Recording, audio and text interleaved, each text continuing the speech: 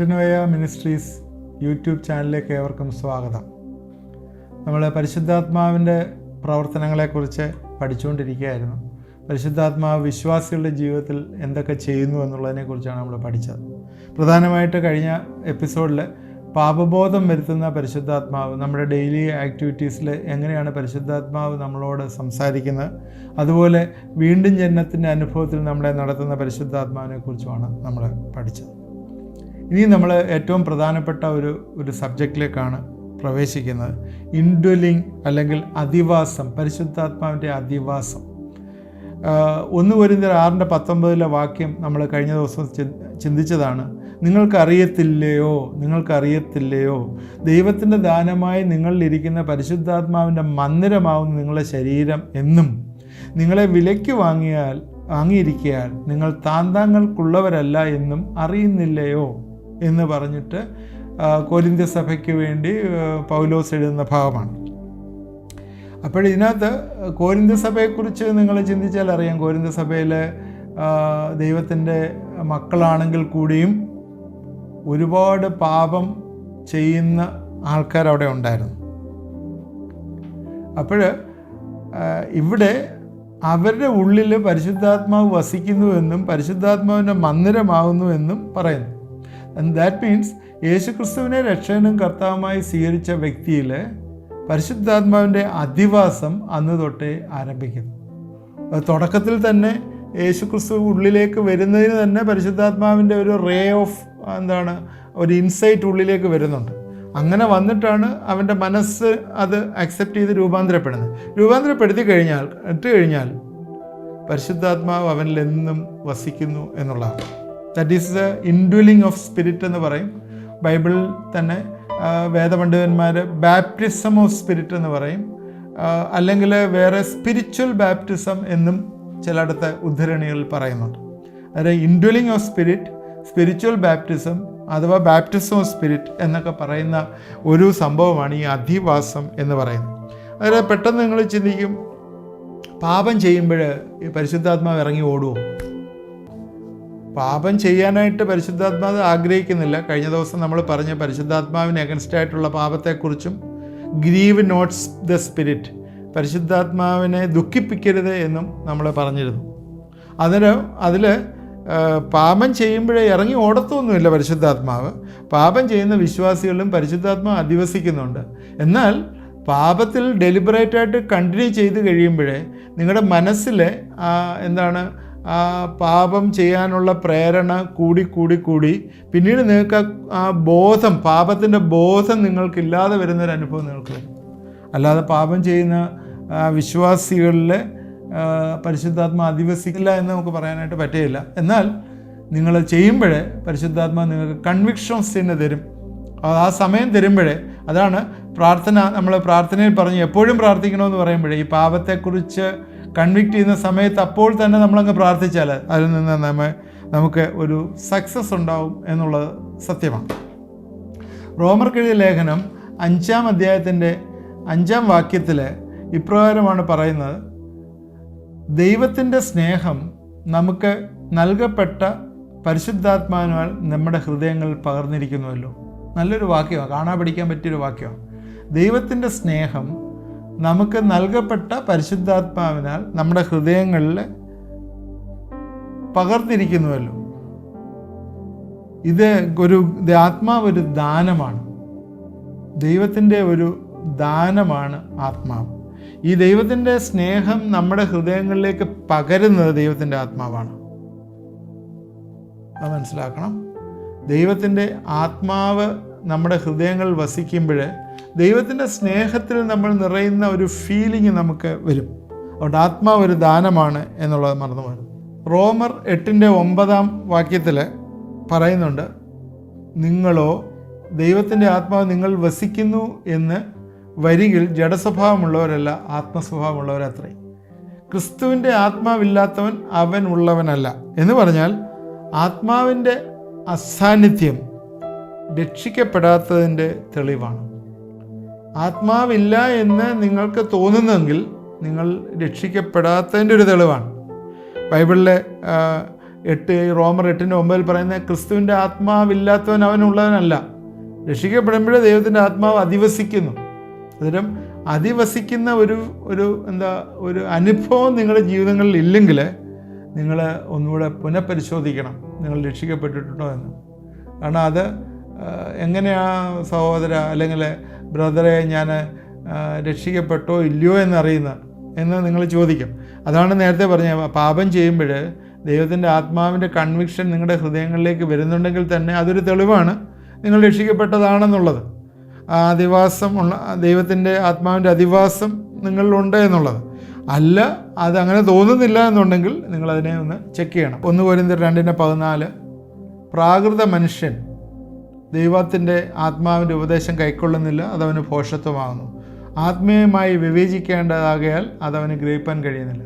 ഈ ആത്മീയമായിട്ടുള്ള കാര്യങ്ങൾ കേൾക്കുമ്പോഴേ നിങ്ങൾക്കൊരു അലർജി വരുന്നുണ്ടെങ്കിൽ, അയ്യേ ഇതെനിക്ക് പറ്റിയതല്ല, അല്ലെങ്കിൽ ഒരു അലർജി വരുന്നുണ്ടെങ്കിൽ, അല്ലെങ്കിൽ ഇത് ദൈവത്തിൻ്റെ ഉപദേശമൊന്നും എനിക്ക് ആവശ്യമില്ല എന്ന് നിങ്ങൾക്ക് തോന്നുന്നുണ്ടെങ്കിൽ ഉറപ്പ് തന്നെ നിങ്ങൾ രക്ഷിക്കപ്പെട്ടിട്ടില്ല. പ്രത്യേകിച്ച് വേറെ ഒന്നും പറയേണ്ട ആവശ്യമൊന്നുമില്ല. ദൈവത്തിൻ്റെ ആത്മാവിൻ്റെ കാര്യങ്ങൾ നിങ്ങൾ കേൾക്കുമ്പോൾ എനിക്ക് അത് വേണ്ട, എനിക്കത് അലർജിയാണ് എന്ന് നിങ്ങൾക്ക് തോന്നുന്നുണ്ടെങ്കിൽ അത് 100% ഉറപ്പാണ് നിങ്ങൾ രക്ഷിക്കപ്പെട്ടില്ല എന്നുള്ള തെളിവാണത്. അതുകൊണ്ട് ആത്മാവ് ക്രിസ്തുവിൻ്റെ ആത്മാവില്ലാത്തവൻ ക്രിസ്തുവിന് ഉള്ളവരല്ല, അത് തെളിവാണ്. ഈ യൂദയുടെ ലേഖനം ഒരു അധ്യായമേ ഉള്ളൂ. ആ ലേഖനത്തിൽ യൂദയുടെ ലേഖനം 19-ാം വാക്യത്തിൽ ഇങ്ങനെയാണ് എഴുതിയേക്കുന്നത്. ചില ആളിനെക്കുറിച്ച്, ഭക്തിയുടെ വേഷം ധരിച്ച് നടക്കുന്ന ആളിനെക്കുറിച്ച്, അന്ത്യകാലത്തുള്ള വേഷം ധരിച്ച് നടക്കുന്നവരെക്കുറിച്ച് പറഞ്ഞിട്ട് എഴുതിയിരിക്കുന്നത് ഇങ്ങനെയാണ്: അവർ ഭിന്നത ഉണ്ടാക്കുന്നവർ, പ്രാകൃതന്മാർ, ആത്മാവില്ലാത്തവർ. അല്ല, ഈ ഭിന്നത ഉണ്ടാക്കുന്നവരെല്ലാം ആത്മാവില്ലാത്തവർ എന്നുള്ള തെറ്റിദ്ധാരണയൊന്നും വേണ്ട. എന്നാൽ ഈ ഭക്തിയുടെ വേഷം ധരിച്ച് നടക്കുന്ന അനേകം ആൾക്കാരിന്നുണ്ട്, നമ്മുടെ ഇടയിലൊക്കെ ഉണ്ട്. അവർ ഈ പറഞ്ഞതുപോലെ ആത്മാവിൻ്റെ അസാന്നിധ്യം അവരുടെ ജീവിതത്തിലുണ്ടെങ്കിൽ അവർ രക്ഷിക്കപ്പെട്ടിട്ടില്ല എന്നുള്ളതിന് തെളിവാണ്. അതുകൊണ്ട് ആത്മാവ് ഇൻഡ്വെല് ചെയ്യുന്ന അധിവാസമുള്ള ജീവിതങ്ങൾ മാത്രമാണ് രക്ഷിക്കപ്പെട്ടത്. ഇത് പ്രത്യേകിച്ച് യൂദയുടെ ലേഖനത്തിൽ പ്രത്യേകം പറയുന്നൊരു കാര്യമാണ്. ആത്മാവില്ലാത്തവർ എന്ന് നോട്ട് ഹാവിങ് ദ സ്പിരിറ്റ്, ദൈവത്തിൻ്റെ ആത്മാവിലില്ല, അവർ പ്രാകൃതന്മാരാണ്. നേരത്തെ പറഞ്ഞ പ്രാകൃതമായിട്ട് ജീവിക്കുന്ന ഒരു നാച്ചുറൽ മാൻ 1 കൊരിന്ത്യർ 2:14 പറയുന്നു.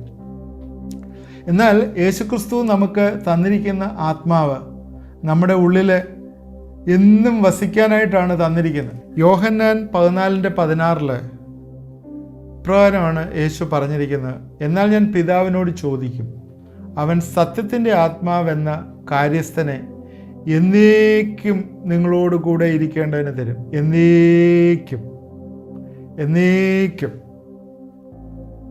അബൈഡ് യു ഫോർ എവർ എന്ന് പറഞ്ഞാൽ എങ്ങനെയാണ് അതെങ്ങനെയാണെന്ന് ഡിഫൈൻ ചെയ്യുന്നത്? യേശുവിനെ രക്ഷകനും കർത്താവുമായി സ്വീകരിച്ചൊരു വ്യക്തിയിൽ പരിശുദ്ധാത്മാവ് വരും. ആ വന്ന വ്യക്തിയിൽ ആ പരിശുദ്ധാത്മാവ് ഒരിക്കലും വിട്ടുപോകുന്നേയില്ല. എന്നേക്കെന്ന് പറഞ്ഞാൽ അവൻ ഈ ലോകത്ത് ജീവിക്കുന്നുള്ള സമയത്ത് മാത്രമൊന്നുമല്ല, അവൻ ലോകത്ത് ജീവിച്ച് കുറച്ച് നാൾ കഴിയും മരിക്കും. മരിച്ചു കഴിഞ്ഞാലും പരിശുദ്ധാത്മാവ് അവൻ്റെ കൂടെ കാണും. ഡെഡ് ബോഡിയിലല്ല, മരിച്ചു കഴിയുമ്പോഴേ യേശുവിനോടൊപ്പം ചേരും. യേശുവിനോടൊപ്പം ചേരുമ്പോൾ പരിശുദ്ധാത്മാവിലാണ് ചേരുന്നത്. അത് കഴിഞ്ഞിട്ട് യേശുവിനോടൊപ്പമായിരിക്കും. പിന്നീട് യേശുവിൻ്റെ മഹത്വ പ്രത്യക്ഷതയിൽ യേശു വീണ്ടും വരുമ്പോഴേ ഈ ആത്മാവ് വന്ന ആ ഡെഡ് ബോഡിയിലോട്ട് വന്ന് ചേർന്ന് അവൻ പുതിയൊരു ഉയർത്തെഴുന്നേൽപ്പ് വരും. വന്നു കഴിയുമ്പോഴേ യേശു ക്രിസ്തുവിനെ പോലെയുള്ള ഒരു ഗ്ലോറിഫൈഡ് ബോഡി അവനുണ്ടാവും. ഇതെല്ലാം ദൈവവചനത്തിൽ പറയുന്ന കാര്യങ്ങളാണ്. അത് പിന്നീട് ഞാൻ അതിലേക്കൊക്കെ ഡീറ്റെയിൽഡായിട്ട് പോകാം. ആ സമയത്ത് പരിശുദ്ധാത്മാവിനോട് ഒപ്പം കാണും. എന്നേക്കുമായിട്ട് ഈ പരിശുദ്ധാത്മാവിനോട് കാണും. യേശു ക്രിസ്തു അതാ പറഞ്ഞത്, സത്യത്തിൻ്റെ ആത്മാവ് നിങ്ങളോട് എന്നേക്കും ഇരിക്കും. So the permanence in dwelling, പ്രധാനമായിട്ട് നമ്മൾ ഓർക്കേണ്ടത് ഒരു വിശ്വാസിയുടെ അധിവാസം ദാറ്റ് ഈസ് പെർമനൻറ്റ്. പരിശുദ്ധാത്മ സ്നാനം എന്നൊക്കെ അതാണ് കൊണ്ടാണ് പറയുന്നത്, പെർമനൻ്റ് ആണത്. So baptism of the spirit happens at the time of regeneration or salvation. പരിശുദ്ധാത്മാവിനുള്ള സ്നാനം നിങ്ങൾ ഏൽക്കുന്നത്, പരിശുദ്ധാത്മാവ് നിങ്ങളിലേക്ക് വരുന്നത് നിങ്ങൾ റീജനറേറ്റ് ചെയ്യുമ്പോഴാണ്. അതുകൊണ്ട് അത് ഒരിക്കലും വിട്ടുപോകുന്നില്ല. അന്നേരം അധിവാസത്തിൽ പ്രധാനപ്പെട്ടായിട്ട് ഞാൻ പറഞ്ഞത്, എല്ലാ വിശ്വാസികളും ഇത് അധിവസിക്കുന്നു. രണ്ട്, അതൊരു ദാനമാണ്. പിന്നെ ആത്മാവിൻ്റെ അസാന്നിധ്യം നമുക്ക് ഫീൽ ചെയ്യുന്നുണ്ടെങ്കിൽ നമ്മൾ രക്ഷിക്കപ്പെട്ടോ എന്നൊന്നുകൂടെ നമ്മൾ ചിന്തിക്കണം. നാലാമത് പറഞ്ഞത് ദാറ്റ് ഈസ് പെർമനൻ്റ്. അത് പെർമനൻ്റായിട്ടുള്ളൊരു ഡ്വെല്ലിങ്ങാണ് നമ്മുടെ ജീവിതത്തിൽ ഉണ്ടാകുന്നത്. റോമർക്കെഴുതിയ ലേഖനം 6-ാം അധ്യായത്തിൽ അവൻ്റെ മരണത്തിൽ പങ്കാളികളായി സ്നാനത്താൽ അവനോട് കുഴിച്ചിടപ്പെട്ട് ക്രിസ്തു മഹിമയിൽ ജീവിച്ചതുപോലെ നാമും അവൻ്റെ പുതുക്കത്തിൽ നടക്കേണ്ടതിന് തന്നെ എന്ന് പറയുന്നൊരു ഭാഗമുണ്ട്. So baptism of the spirit, ആത്മാവിൽ മരിച്ച് നമ്മൾ അവനോട് സ്നാനത്തോടുകൂടെ അവനോട് കുഴിച്ചിടക്കപ്പെട്ട് ക്രിസ്തു മഹിമയാൽ ജീവിച്ചതുപോലെ അവൻ്റെ പുതുക്കത്തിൽ നടക്കേണ്ടതിന് നാമം ജീവിച്ചെഴുന്നേൽക്കുന്നു. എന്നുവെച്ചാൽ പഴയതെല്ലാം കഴിഞ്ഞു, പുതിയൊരു സൃഷ്ടിയായി നമ്മളെ രൂപാന്തരപ്പെടുത്തി.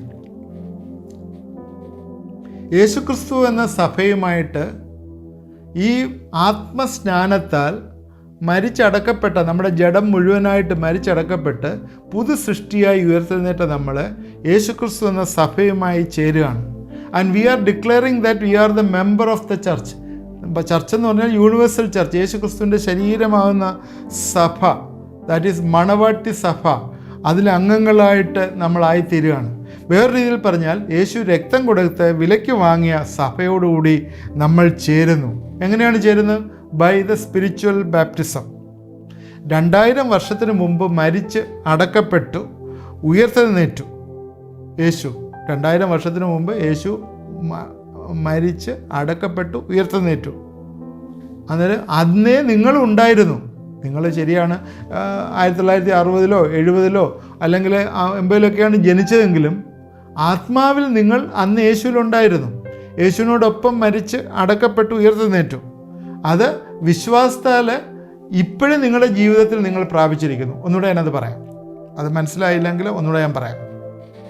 2000 വർഷത്തിന് മുമ്പ് യേശു വന്നപ്പോൾ അതിൽ നിങ്ങൾ മറഞ്ഞിരുന്നു. ആദാമ്യ പാപത്തെക്കുറിച്ച് പറഞ്ഞു. ആദാം പാപം ചെയ്തതിനാൽ നിങ്ങൾ പാപത്തിലേക്ക് വന്നു. ഓക്കെ, യേശുക്രിസ്തു ഈ ലോകത്തിലേക്ക് വന്ന് ഈ പാപത്തിൻ്റെ പരിഹാരത്തിനായിട്ടാണ് ലോകത്തിലേക്ക് വന്നത്. യേശുക്രിസ്തു മരിച്ചു, അടക്കപ്പെട്ടു, അതിനുശേഷം ഉയർത്തെഴുന്നേറ്റു. അപ്പോഴേ വിശ്വാസത്തിൽ നിങ്ങൾ അത് ഏറ്റെടുക്കുമ്പോഴേ ഈ യേശുവിലുള്ള വിശ്വാസം നിങ്ങളുടെ ജീവിതത്തിലേക്ക് വരികയാണ്. നിങ്ങൾ അവനോടുകൂടെ മരിച്ച് അടക്കപ്പെട്ടു ഉയർത്തെഴുന്നേറ്റു. അങ്ങനെ നിങ്ങളിലെ പരിശുദ്ധാത്മാവ് വസിക്കുന്നു എന്നുള്ളതാണ്. ഞാൻ എൻ്റെ ഇന്നത്തെ മെസ്സേജ് ഞാനിവിടെ വൈൻഡപ്പ് ചെയ്യുകയാണ്. ഞാനിന്ന് നിങ്ങളോട് സംസാരിച്ചത് പ്രധാനപ്പെട്ടതായിട്ടുള്ളൊരു ഭാഗമാണ്. അത് തീർന്നിട്ടില്ല, അത് ഇനിയും തുടരെ അത് ഉണ്ടായിക്കൊണ്ടിരിക്കും. ഇൻഡ്വെല്ലിംഗ്, പരിശുദ്ധാത്മാവിൻ്റെ അധിവാസത്തെക്കുറിച്ചാണ് പറഞ്ഞത്. യേശുക്രിസ്തുവിൽ കൂടി യേശുക്രിസ്തു പറഞ്ഞ ആ പരിശുദ്ധാത്മാവ് നമ്മളിൽ വന്ന് അധിവസിക്കുന്നു. നമ്മൾ യേശുവിനെ രക്ഷകനായി സ്വീകരിക്കുന്ന സമയത്ത് അത് അധിവസിക്കുന്നു. അത് ദൈവത്തിൻ്റെ ദാനമാണ്.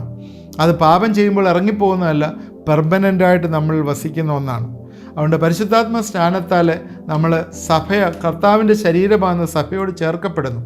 ഈ ചേർക്കപ്പെടുന്ന നമ്മൾ അവൻ്റെ ശരീരത്തിൻ്റെ ഭാഗമായി ചേർന്നിരിക്കുകയാണ്. സഭയുടെ സഭയാകുന്ന ശരീരത്തിൻ്റെ തല ക്രിസ്തുവാണ്. ആ ക്രിസ്തുവിൻ്റെ ഓരോ കട്ടകളായിട്ട് നമ്മളെ അടുക്കി ഇങ്ങനെ ചേർന്ന് അവൻ്റെ ശരീരമായിട്ട് ചേർന്നിരിക്കുകയാണ്. അപ്പോഴേ വിശ്വാസത്താലാണ് നമ്മളിത് പ്രാപിച്ചിരിക്കുന്നത്. അത് പ്രാപിച്ചപ്പോഴേ നമ്മൾ കർത്താവിനോടൊപ്പം ചേർന്നിരിക്കുന്നു എന്നുള്ളതാണ്. അപ്പോൾ ഇത്രയും കാര്യങ്ങൾ ഞാൻ പറഞ്ഞത് നിങ്ങൾക്ക് മനസ്സിലായി എന്ന് വിചാരിക്കുന്നു. തുടർന്നും ഇതിനെക്കുറിച്ച് തന്നെ, ഇൻഡ്വെല്ലിംഗ് ഓഫ് ദ സ്പിരിറ്റിനെ കുറിച്ച് തന്നെ തുടർന്നും നമ്മൾ സംസാരിക്കും. അതിനകത്ത് കുറേ കൺഫ്യൂഷൻസ് ഉണ്ട്, അത് മാറാൻ വേണ്ടിയാണ് അത് സംസാരിക്കുന്നത്. അത് ഏത് രീതിയിലാണ് നമ്മളിൽ പ്രവർത്തിക്കുന്നത് എന്നുള്ളതും നമ്മൾ ചിന്തിക്കും. തീർച്ചയായും ഇന്നത്തെ ഭാഗം നിങ്ങൾക്ക് അനുഗ്രഹമായി എന്ന് വിചാരിക്കുന്നു. തുടർന്ന് നിങ്ങളിത് കേൾക്കണം. ഇതിനെക്കുറിച്ച് സ്പെസിഫിക്കായിട്ട് പറയുന്നതെന്ന് ചോദിച്ചാൽ, ദൈവത്തിൻ്റെ ആത്മാവ് നമ്മുടെ ജീവിതങ്ങൾ കൂടുതലായിട്ട് പ്രവർത്തിക്കണം. നമ്മൾ ഈ വിശ്വാസത്തിൽ വളരുക എന്ന് പറഞ്ഞപ്പോൾ അതിൻ്റെ ഒരു സബ് ഹെഡിങ് നിങ്ങൾ മനസ്സിലാക്കി എന്ന് വിചാരിക്കുന്നു. സബ് ഹെഡിങ്ങിൽ ഞാൻ പറഞ്ഞിരുന്നത് പരിശുദ്ധാത്മാവിനാൽ നിയന്ത്രിക്കപ്പെട്ട ജീവിതം, അതാണ് സബ് ഹെഡിങ് പറഞ്ഞത്. അന്നേരം അത് പറയാൻ വേണ്ടിയാണ് ആദ്യം ലോകം, ജഡവും മനുഷ്യനെക്കുറിച്ചും ലോകത്തെക്കുറിച്ചും ജഡത്തെക്കുറിച്ചും എല്ലാം പറഞ്ഞ് ആത്മാവിൽ കയറി വന്ന് അവസാനം ആത്മാവിൻ്റെ പ്രവർത്തനം ലോകത്തിലുള്ളതെല്ലാം പറഞ്ഞ് യേശുക്രിസ്തുവിലുള്ള പ്രവർത്തനം പറഞ്ഞതിന് ശേഷം അവസാനം ഇങ്ങോട്ട് വന്ന് ആത്മാവ് നമ്മൾ വസിക്കുന്ന കാര്യം പറഞ്ഞ് ഇനി ആത്മാവിൽ നിറയുന്ന കാര്യവും ആത്മാവിൻ്റെ പ്രവർത്തനങ്ങൾ നമ്മൾ കൂടി നടക്കുന്ന കാര്യമെല്ലാം ഇതിനകത്ത് സംസാരിക്കാനായിട്ടുണ്ട്. ആത്മാവ് എങ്ങനെയാണ് നമ്മളെ എംപവർ ചെയ്യുന്നത് എന്നുള്ള കാര്യങ്ങളെല്ലാം നമുക്ക് സംസാരിക്കാനായിട്ടുണ്ട്. അതുകൊണ്ട് നിങ്ങളിത് തുടരെ ഇത് കേൾക്കണം. ഇതിനകത്ത് ഒരുപാട് കാര്യങ്ങൾ ദൈവം ഈ ദിവസങ്ങളിൽ നമ്മളോട് സംസാരിക്കും. തീർച്ചയായും നമ്മുടെ ആത്മീയ ജീവിതത്തിൽ അത് വിശ്വാസത്തിൽ വളരാനായിട്ട് നമ്മളെ സഹായിക്കും. നമുക്ക് പ്രാർത്ഥിക്കാം. തീർച്ചയായും ഇത് നിങ്ങൾ മറ്റുള്ളവരോട് ഷെയർ ചെയ്യണം. അതുപോലെ ഇതിനകത്ത് സബ്സ്ക്രൈബ് ബട്ടൺ അത് ക്ലിക്ക് അത് ചെയ്തിട്ടില്ലെങ്കിൽ അത് ചെയ്താൽ എല്ലാ ദിവസവും നിങ്ങൾക്ക് കിട്ടും. അല്ലെങ്കിൽ നിങ്ങൾക്കിത് അറിയാൻ പറ്റത്തില്ല, ഇത് വന്നോ ഇല്ലയോ എന്നുള്ള അറിയാൻ പറ്റത്തില്ലല്ലോ. അതുകൊണ്ട് ഇതെല്ലാം ശ്രദ്ധിക്കണം. നമുക്ക് പ്രാർത്ഥിക്കാം. ദൈവമായ കർത്താവേ, എന്നോടൊപ്പം കേട്ടിരിക്കുന്ന എല്ലാവരെയും ദൈവകരങ്ങളിലേക്ക് സമർപ്പിച്ച് പ്രാർത്ഥിക്കുന്നു. നീ അനുഗ്രഹിക്കണമേ എന്ന് പ്രാർത്ഥിക്കുന്നു. ആത്മാവിനെക്കുറിച്ചുള്ള കൺഫ്യൂഷൻസ് ഈ ദിവസങ്ങളിൽ മാറ്റിക്കൊടുക്കണമേ. ദൈവത്തിൻ്റെ കൃപയിൽ വളർന്നു വരുവാനായിട്ട് സഹായിക്കണമേ എന്ന് പ്രാർത്ഥിക്കുന്നു. രോഗികളായിരിക്കുന്നവരെ ഈ തരണത്തിൽ ഏൽപ്പിച്ച് പ്രാർത്ഥിക്കുന്നു. കർത്താവേ, കാലിൻ്റെ പ്രയാസം, നടക്കാനുള്ള പ്രയാസം, ഞരമ്പിൽ അനുഭവിക്കുന്ന ചില വ്യക്തിത്വങ്ങളെ ഇന്ന് നീ തൊടുകയും സൗഖ്യമാക്കുകയും ചെയ്യുന്നു. കർത്താവേ, പ്രത്യേകിച്ച് പ്രായത്തിൻ്റെ പ്രയാസത്തിലാലോ അല്ലെങ്കിൽ ആക്സിഡൻറ്റിലാലോ ഒക്കെ ചില വ്യക്തിത്വം കർത്താവെ നടക്കുവാനായിട്ട് ബുദ്ധിമുട്ടായിട്ട് കാണുന്ന വ്യക്തികളെ ഇന്ന് വലിയൊരു മിറക്കിളിനാൽ നീ പൂർണ്ണമായിട്ട് സൗഖ്യമാക്കുന്നതായിട്ട് ദൈവത്തിൻ്റെ ആത്മാവ് പറയുന്നു. ദൈവമേ, ഇന്ന് വലിയൊരു വിടുതൽ ആ വ്യക്തിത്വങ്ങൾക്ക് കൊടുക്കണമേ എന്ന് പ്രാർത്ഥിക്കുന്നു. എന്നോടൊപ്പം ചേർന്ന് പ്രാർത്ഥിക്കുന്നവരെ ഇന്ന് നീ റിലീസ് ചെയ്ത് കർത്താവെ അവരെ നോർമലായി തീരട്ടെ എന്ന് പ്രാർത്ഥിക്കുന്നു. എല്ലാ കർത്താവെ അനുഗ്രഹങ്ങളും നന്മകളും അവരിൽ കൊടുക്കുന്നവർക്ക് സ്തോത്രം. കർത്താവെ, അതിനോടൊപ്പം തന്നെ ആ സൗഖ്യം നീ അവനോട് കൊടുക്കുന്നതിനോടൊപ്പം തന്നെ അനേക നന്മകൾ കർത്താവെ കെട്ടപ്പെട്ടിരിക്കുന്ന ഇന്ന് റിലീസ് ചെയ്ത് വരുന്നതായിട്ട് ദൈവത്തിൻ്റെ ആത്മാവ് കാണിക്കുന്നു. ദൈവമേ, ആ റിലീസ് ചെയ്ത നന്മകളൊക്കെ റിലീസ് ചെയ്ത് കൊടുക്കണമേ എന്ന് പ്രാർത്ഥിക്കുന്നു. അനേകം ദിവസങ്ങളായിട്ട് വസ്തു ഒക്കെ വിറ്റ് ചില ആവശ്യങ്ങളിലേക്ക് പണം വരേണ്ടതായിട്ടുള്ള ആവശ്യങ്ങളിലെ ഡിസയറോടുകൂടി പ്രാർത്ഥിക്കുന്ന വ്യക്തികൾ വിശ്വാസത്തോടെ അത് ഏറ്റെടുക്കുമെങ്കിൽ ഈ ദിവസങ്ങളിൽ ആ വലിയ അനുഗ്രഹങ്ങൾ അവരുടെ ജീവിതത്തിലേക്ക് വന്നു ചേരുമെന്ന് ദൈവത്തിൻ്റെ ആത്മാവ് കാണിച്ചു തരുന്നു. തീർച്ചയായും ദൈവം വലിയൊരു അനുഗ്രഹം അവരുടെ ജീവിതങ്ങളിലേക്ക് വരുത്തും എന്ന് പൂർണ്ണമായിട്ട് വിശ്വസിക്കുന്നു. ദൈവമേ, നീ അനുഗ്രഹിക്കണമേ, സഹായിക്കണമേ, നടത്തണമേ. പ്രാർത്ഥന കേട്ടവർക്ക് സ്തോത്രം. യേശുക്രിസ്തുവിൻ്റെ നാമത്തിൽ തന്നെ ആമേൻ. എന്നോടൊപ്പം പ്രാർത്ഥിച്ചവരെല്ലാം ദൈവം അനുഗ്രഹിക്കട്ടെ. നമ്മുടെ പ്രയർ റിക്വസ്റ്റുകൾ നിങ്ങൾ ഈ പറയുന്ന വാട്സാപ്പ് നമ്പറിൽ അയച്ചു തന്നാൽ പ്രാർത്ഥിക്കുന്ന ഒരു ടീമുണ്ട്, അത് നിങ്ങൾക്ക് വേണ്ടി പ്രാർത്ഥിക്കുന്നതാണ്. അതുപോലെ തന്നെ സ്പിരിച്വലായിട്ടുള്ള നീഡ്സും നിങ്ങൾ അത് ആവശ്യങ്ങൾ അയച്ചു തന്നാൽ ഞങ്ങൾ പ്രാർത്ഥിക്കുന്നതാണ്. തീർച്ചയായും ദൈവം നമ്മളെല്ലാവരെയും അനുഗ്രഹിക്കട്ടെ.